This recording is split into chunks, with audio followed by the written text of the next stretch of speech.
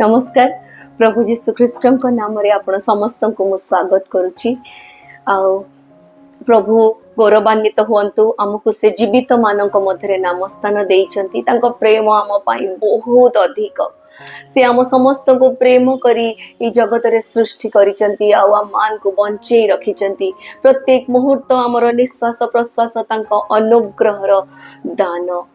आउ समस्त को से सृष्टि करिसंती, किछि योजना नहीं तांकर किछि योजना रही आम प्रत्येक जीवन पछरे, प्रत्येक जीवन पछरे से किछि चाहंती आम जीवन रु।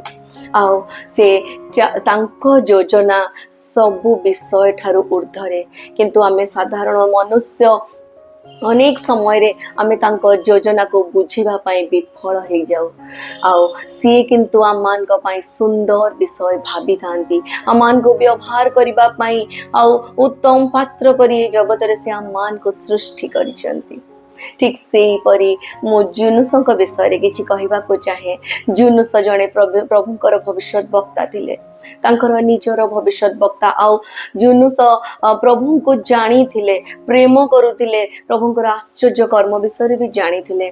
किंतु जेतेबेले प्रभु तांकर हृदय रे बोझ देले कि से जे कि निनिबी रे लोकन को प्रचार करिवे बोली, आउ जुनुस सेतेबेल को टिके ना को इच्छा कलेनी, अस्वस्ति बोध कले, कहीं निनिबर लोक माने बहुत दुष्ट थिले। आउ सी तांकर कंफर्ट जोन देखिले, तांको निनिबी को कहला किंतु से तर्सीस को टिकेट काटी देले। से प्रचार करिबा पाई मना करनथिले, किंतु से निनिबी को जिबा पाई आउ डरी गले। प्रभुंकर योजना, प्रभु केते महान सेटा सी भल भावरे जानी थिले। आउ तथापि से निजर सुविवेचना रे आउची पड़िले। से भाबिले काले मु सेट को गले, काले मते से माने मारी देबे। आउ से डरी गले। आ तर्सीस को मु आराम रे जीवी, सेठी भी मु प्रचार करिवि, मु तो प्रभुंकर वाक्य प्रचार करूची। आ सेठी जुनुस तांकर कंफर्ट जोन देखिले आ प्रभुंकर योजना उपरे। ठीक सेही परी आमाने आमानकर जीवन रे आमाने आमर कंफर्ट जोन ही देखि थाउ। आमाने सुख दुख भोगी मनुष्य, आमे गोटे सोशल सराउंडिंग भितरे रहिचु। आ आमे काले कोन करदबा कि हमको कोन कहि दबो। आ अनेक समय रे आमाने अनेक चिंता, अनेक बाधा विघ्न, अनेक परिस्थिति, अनेक बैरियर भितरे रहुचु। आ हयतो प्रभु हमर हृदय अनेक समय बोझ दियंती, आमे एटा करिबा कथा, सेटा करिबा कथा। के जाने छोट विषय हेई पारे, आमे आज काहाको क्षमा करिबा पाई प्रभु हमको हयतो जणाउचंती, ताको क्षमा करि दे। आउ काहाको प्रेम कर अंतर सह, आउ काहाको तू मोर वाक्य नै प्रचार कर, बा को जगह को जा, को लोक को सहाय्य कर कि से भूल काम करनी, आउ से भूल सांग साथी सहित मिसनी, आउ किछि खराब कार्य रे हयतो आज आमे मन दउचु, से विषय रे मन न दबा पाई हयतो आमे मोबाइल रे किछि भूल विषय को अनुसंधान करूचु, बा हमर जीवन शैली मध्य रे हमर कैरेक्टरिस्टिक रे आमे किछि भूल विषय को नै कि चालीचु। एपरि हेई पारे ए छोटो छोटो आमानकर जीवन रो भूल, आउ ए सबुरु हयतो प्रभु हमको किछि संकेत दउचंती, तो ए सबु करनी। किंतु मोर इच्छा तो जीवन रे एया करिबा पाई, किंतु आमे हमर निजर सुख सुविधा जोटा आमको आराम दउची, जोटा आमको भल लागुची, जोटा आमको सुहाउची, आमे अनेक समय रे सेई कार्य करिबा पाई इच्छा करि थाउ। ठीक सेई परी जुनुस कोन कले ना, आउ तर्सीस को टिकेट काटी देले। तांको पाखरे पैसा थिला, से टिकेट काटी देले, निनिबी को न जाई तर्सीस को गले। आउ समुद्र मध्य रे झड़ आसिला। झड़ जेतेबेले आसिला, आउ समस्ते तांको सहित जो लोक माने थिले भयभीत हे गले। जुनुस सोई थिले, से माने जाई कि तांको उठेले, तमे तम प्रभु को डाक, प्रार्थना कर। आउ समस्ते जे जहार प्रभु को डाकिले, आउ प्रार्थना कले, आउ सेतिकी बळकु समस्ते भयभीत हो जाउचंती। ठीक सेही परी आमे हयतो आम कंफर्ट जोन अनेक समय रे देखिला बेलकु, आमे हमर सुख हमर सुविधा अनेक समय रे देखिला बेलकु खाली आमे सेई झड़र सम्मुखीन होनो। प्रिय माने आम सहित जिते लोक अछंती समस्ते से झड़र सम्मुखीन होअंती। हेई पारे आम परिवार, हेई पारे हमर पीयर ग्रुप, हमर फ्रेंड सर्कल, ଆଉ ଆମର ଛୋଟ ଗୋଟେ ହয়ତ ଭୁଲ ଡିସିସନ, ଛୋଟ ଗୋଟେ ଭୁଲ ବିଷୟ ହয়ତ ଆମେ ତ ସେଥିପାଇଁ କି ଭୟଭୀତ ହଉ, ସେ ଝଡ଼ର ସମ୍ମୁଖୀନ ହଉ, ଆମ ସହିତ ରହିଥିବା ଲୋକମାନେ ମଧ୍ୟ ସେଇ ଭୟର ସମ୍ମୁଖୀନ ହୁଅନ୍ତି। ଆଉ ସେଦିନ ଜୁନୁସଙ୍କୁ ଯାଇକି ସେମାନେ କହୁଛନ୍ତି ତୁମେ ତମ ପ୍ରଭୁଙ୍କୁ ଡାକ, ତୁମେ କାହାକୁ ଇଏ କର। ସେଠୁ ଜୁନୁସ ତାଙ୍କୁ କହୁଛନ୍ତି ମତେ ତୁମେ ପାଣିରେ ପକେଇ ଦିଅ। କାହିଁକି ନା ମୋ ପ୍ରଭୁଙ୍କର ଅବାଧ୍ୟ ହେଇଛି। କୋଉ ପ୍ରଭୁ? ଯୋଉ ପ୍ରଭୁ ଆକାଶ ପୃଥିବୀ ନିର୍ମାଣ କରିଛନ୍ତି, ଯୋଉ ପ୍ରଭୁ ମନୁଷ୍ୟକୁ ସୃଷ୍ଟି କରିଛନ୍ତି। ଆଉ ସେମାନେ ଡରି ଯାଉଛନ୍ତି, ଇଏ ଏମିତି କୋଉ ପ୍ରଭୁଙ୍କର ଅବାଧ୍ୟ ହେଲେ ଆଉ ଯେ ଏତେ ବଡ଼ ଝଡ଼ର ଆମେ ସମ୍ମୁଖୀନ ହେଇଛୁ।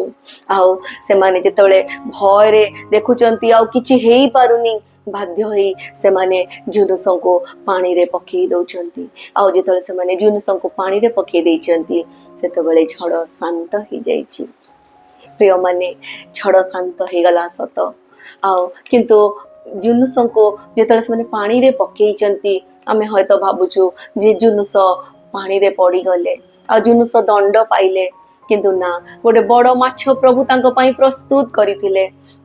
হয়তো অনেকে ভাবନ୍ତି ସେ ବଡ଼ ମାଛ ଗୋଟେ ପନିଶମେଣ୍ଟ ସ୍ୱରୂପ ଆସିଲା ଜୁନୁସଙ୍କ କତିକୁ, କିନ୍ତୁ ନା ପ୍ରିୟମାନେ, ଜୁନୁସଙ୍କ ପାଇଁ ସେ ବଡ଼ ମାଛ ପନିଶମେଣ୍ଟ ନଥିଲା। ଜୁନୁସଙ୍କ ପାଇଁ ସେ ବଡ଼ ମାଛ ଗୋଟେ ସୁରକ୍ଷାର ସ୍ଥଳ ଥିଲା। ଆଉ ସେ ଜୁନୁସ ହয়ତ ପାଣିରେ ପଡ଼ିଥିଲେ ଡୁବିକି ମରି ଯାଇଥାନ୍ତେ, କିନ୍ତୁ ପ୍ରଭୁ ତାଙ୍କ ପାଇଁ ଗୋଟେ ବଡ଼ ମାଛ ରଖିଥିଲେ। ଆଉ ସେ ବଡ଼ ମାଛ ତାଙ୍କୁ ଗିଳିଦେଲା। ଆଉ ଜୁନୁସ ଯୋଉ କମ୍ଫର୍ଟ ପାଇଁକି ତର୍ସିସକୁ ଯାଉଥିଲେ, ଆଜି ସେ ସେଇ କମ୍ଫର୍ଟ ନ ପାଇ ଗୋଟେ ମାଛ ପେଟ ଭିତରେ ଆଉ ସେ ରହିଛନ୍ତି। କେତେ ଡିସ୍କମ୍ଫର୍ଟ ତାଙ୍କୁ ହଉଥିବ, କେତେ ତାଙ୍କୁ କଷ୍ଟ ଲାଗୁଥିବ ତା ଭିତରେ, କିନ୍ତୁ ସିଏ ପାଣିରେ ଡୁବି ନାହାନ୍ତି। ଆଉ ସେ ସେଇ ସ୍ଥାନରେ ସୁରକ୍ଷିତ ରହିଛନ୍ତି। ଖୁବ୍ ଶୀଘ୍ର ସେଇ ମାଛ ପେଟ ତାଙ୍କ ପାଇଁ ଗୋଟେ ପ୍ରାର୍ଥନାର ଗୃହରେ ବଦଳିଗଲା। ସେ ନିଜର ପାପ ସ୍ୱୀକାର କଲେ ଯେ ମୋ ପ୍ରଭୁଙ୍କର କଲିଂରୁ ଚାଲି ଯାଇପାରେ, କିନ୍ତୁ ମୋ ପ୍ରଭୁଙ୍କର ପ୍ରେଜେନ୍ସରୁ କେବେ ଯାଇପାରିବିନି। ଆଉ ସେ ମାଛ ପେଟ ମଧ୍ୟରେ ହয়তো ଅନ୍ଧକାର ଥିବ, ଗନ୍ଧ ହଉଥିବ, ସେ ହয়তো ବହୁତ କଷ୍ଟରେ ତା ଭିତରେ, ଆଉ ତାଙ୍କୁ ଆଣ୍ଠେଇବା ପାଇଁ ବି ସ୍ଥାନ ନଥିବ। ବହୁତ ବଡ଼ ମାଛ ଥିଲା, ତା ପେଟ ବି ବଡ଼ ହେଇଥିବ। ଆଉ ଯେତେବେଳେ ସେ ତା ହଜମ ପ୍ରକ୍ରିୟା କରୁଥିବ, ଆଉ ହয়তো ସେତେବେଳେ ଜୁନୁସଙ୍କୁ କେତେ କଷ୍ଟ ହଉଥିବ, କିନ୍ତୁ ପ୍ରଭୁ ଏଭଳି ଆଦେଶ ଦେଇଥିଲେ ଯେ ସେ ଜୁନୁସଙ୍କୁ ଗିଳିଥିଲେ ସେନା, କିନ୍ତୁ ସେ ଜୁନୁସଙ୍କୁ କିଛି କ୍ଷତି ହଉନଥିଲା ତାଙ୍କ ପେଟ ଭିତରେ। ଆଉ ଜୁନୁସ ସେଇ ପେଟ ଭିତରେ, ମାଛ ପେଟ ଭିତରେ ସେ ଅନୁତାପ କରିଛନ୍ତି, ଆଉ ସେ ପ୍ରଭୁଙ୍କୁ ଡାକିଛନ୍ତି, ସେ ପ୍ରଭୁଙ୍କ ପ୍ରତି ଫେରିବା ପାଇଁ ସୁନ୍ଦର ନିର୍ଣ୍ଣୟ ନେଇଛନ୍ତି। ପ୍ରଭୁ ଆମମାନଙ୍କୁ କେବଳ ତାଙ୍କ ଗ୍ରେସରେ ହିଁ ବଞ୍ଚେଇଛନ୍ତି। ଏମିତି ନୁହଁ ଯେ ଆମେ ଛୋଟ ଭୁଲ କଲୁ ଯେ ପ୍ରଭୁ ଆମକୁ ଛାଡ଼ି ଦିଅନ୍ତି।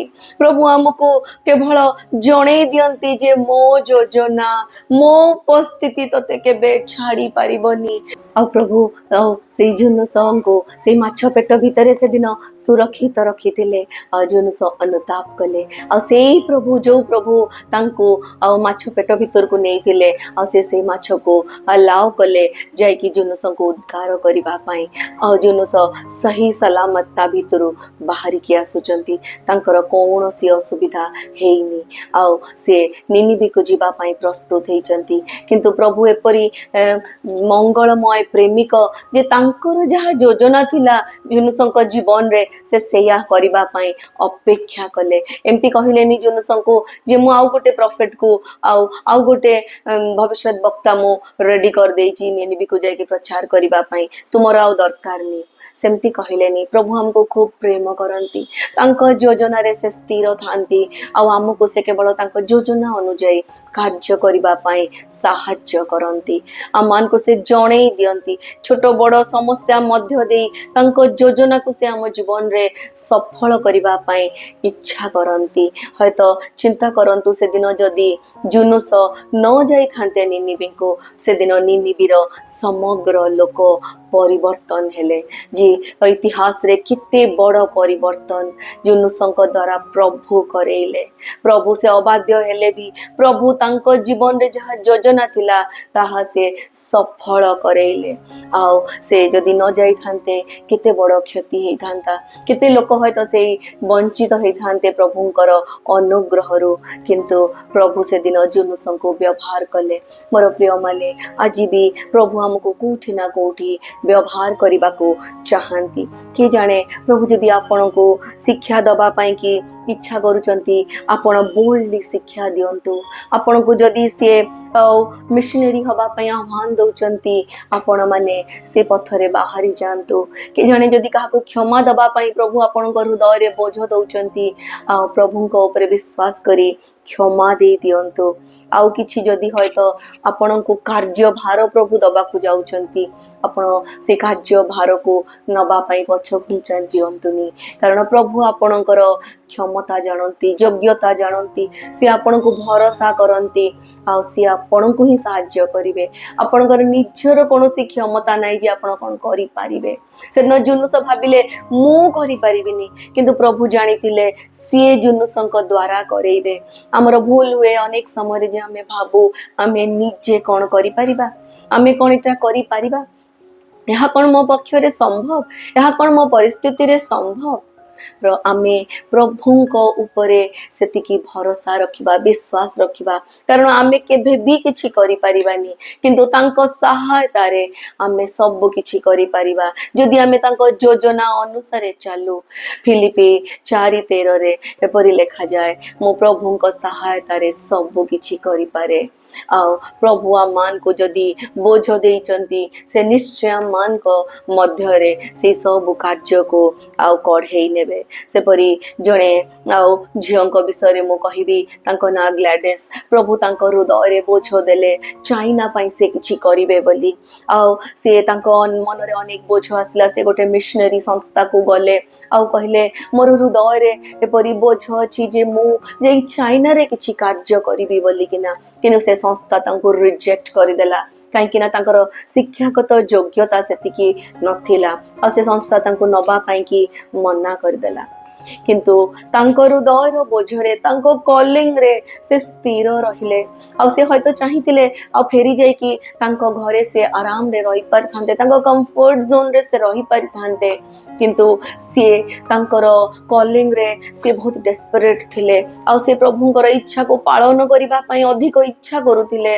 आ से कोन कले ना जाई कि लोकन को घरे आ काम कले, कार्य करे, गोटे हाउस मेड रो काम कले सब लोकन को घरे आ से काम करी करी आ किछि किछि पैसा संग्रह करी किना आ से गोटे जेतले तांको पाखे यथेष्ट पैसा हेला से कोन कले ना गोटे डेंजरस जर्नी रे से बाहरी गले चाइना को, जोटा कि से ट्रेन रे गले, जहाज रे गले, से एकला स्त्री लोक झियो तांको पक्षरे अनेक सेटा चैलेंजिंग थिला और डेंजरस थिला आ से ए सब मध्य दे चाइना को गले आ से चाइना रे जाई ऑर्फनेज जो मानकर बापा माँ नाहांती एपरी ऑर्फेन पिला मान को सहित से कार्य कले आउ गोटे से स्थान रे से कार्य कले आ जो छुआ मान को मध्य से देखिले सह सह आउ छुआ माने आ से जगह रे जिते लोक थिले आ से समस्तक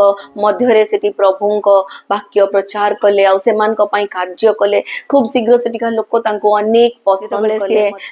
युद्ध हैला आ चाइना रे जतल को युद्ध हैला सेतबेले से कोन कले ना आ सह सह से ऑर्फन छुआ मान को नै के ना आ से पहाड़ को गले सुरक्षा से छुआ मान को सुरक्षा दबा पाई।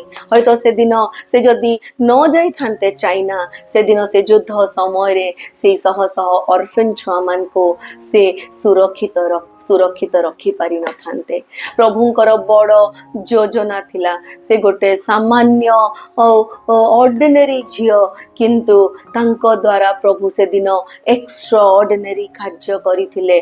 ग्लैडिस को द्वारा प्रभु महत् कार्य करिथिले। से दिन अनेक जीवन प्रभु तांको द्वारा रक्षा करिथिले आ से प्रभुंकर परिचय सेटिका लोक मान को देइथिले। प्रभु तांको गौरव आमान को जीवन रो नबा पाई ଚାହାନ୍ତି। ଆଉ ହয়তো ଆମକୁ ପ୍ରଭୁ ଆଜି କହୁନାହାନ୍ତି ଯେ ତୁମେ ନିନିବେକୁ ଯାଅ ବୋଲି, ଆଉ ହয়তো ସେ ଆମକୁ ଆଉ କିଛି ସେମିତି ବଡ଼ ବିଷୟ ହয়তো କହୁନାହାନ୍ତି। କିଏ ଜାଣେ ହয়তো ସେ ଚାହୁଁଛନ୍ତି କି ଆମେ କୋଉ ମିଶନକୁ ମିଶନରୀକୁ ସପୋର୍ଟ କରୁ, ବା ଆମେ କୋଉ ସଂସ୍ଥାକୁ ସପୋର୍ଟ କରୁ, ବା ଆମେ ପ୍ରଭୁଙ୍କ ପାଇଁ ଆଉ କିଛି କାର୍ଯ୍ୟ କରୁ।